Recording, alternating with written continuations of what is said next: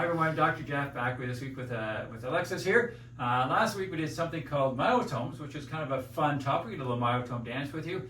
Myotomes is something that we use here to help us diagnose a nerve root compression. And myotomes went to a certain group of muscles that made those muscles work. So we could kind of test which myotome may be compromised by testing those muscle groups. And this week we're going to talk about dermatomes. So similar to how myotome muscle groups are mapped, we have skin sensation that's also mapped by dermatomes.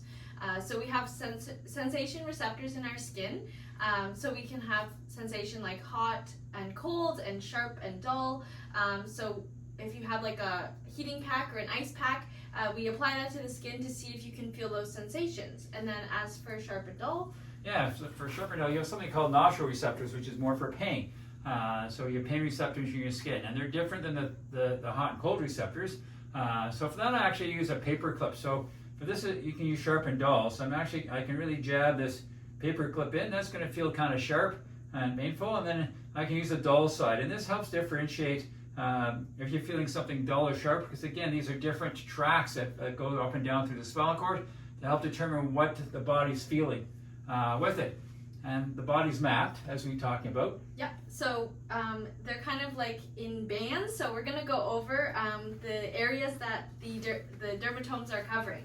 So to start. So when you're in front of your face, actually, this is all cranial nerves. You have 12 cranial nerves that come directly out of your brain, and they kind of go to your face. So they're going to do the front of your face. But when you get into the spine, we'll start with C2. C2 is going to be the kind of the top of the head and the back of the skull there. When we get to C3, C3 is kind of going to be around the throat through there. C4 is going to be kind of top of the shoulder. C5 is going to be a little lower. And when we get to C5, it's also now we're going to start talking about going down the arm. So it's going to be kind of your bicep and your deltoid kind of area.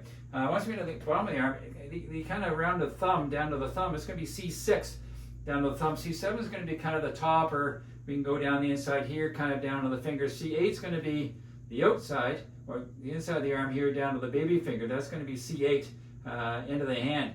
I know we talked last week about abduction and adduction of the fingers, which is T1, but as you see, dermatomes are different than myotomes. So C8 is going to be kind of down through here.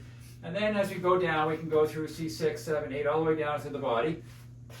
Once we get down into the lumbars, now we're going to talk about the legs. So L2 is going to be kind of the groin area for L2. L3 is going to be kind of the mid-thigh down to the knee. L4 is going to be kind of the bottom of the thigh down the inside of the leg. L5 is going to be kind of going down the outside of the leg, down to the foot. S1 is going to be kind of the hamstring down the back of the calf. Then we talk about the foot. We know L4 goes down the inside, so L4 is going to be the inside of the foot. L5 is going to be the top of the foot. S1 is going to be the outside of the foot. And S2 is going to be the bottom of the foot. So that's how the body gets mapped out. That kind of helps us when we're trying to diagnose what nerve root may be involved. So using myotomes, using dermatomes, using sensation, gives us an idea of what tracks we're trying to look at as far as making a diagnosis and how we can actually treat it. So whether it's something that we can use with spinal decompression or other types of treatments to help decompress that nerve. Yeah. So hopefully this kind of visual helped you understand the dermatomes better. We really hope you liked this video, so leave us a like.